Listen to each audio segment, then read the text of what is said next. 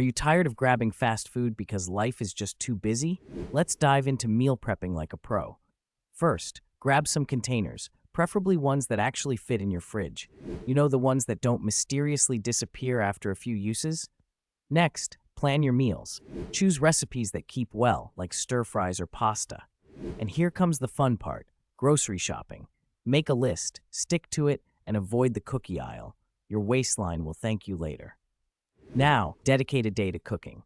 Put on your favorite tunes and channel your inner chef. Chop, sauté, and bake your meals with flair. Portion them out into those fancy containers and label them like a boss. Don't forget to include snacks. Who can resist those? Think of it as a mini buffet waiting for you in the fridge. Now, you've got meals ready to go for the week, and you can feel like a superhero who conquers hunger without the drive-thru. Plus, you'll save money too. So, wave goodbye to the last-minute pizza orders and hello to homemade deliciousness.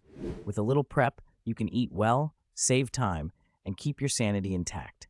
Who knew being healthy could be this much fun? Happy prepping, and may your fridge be ever full.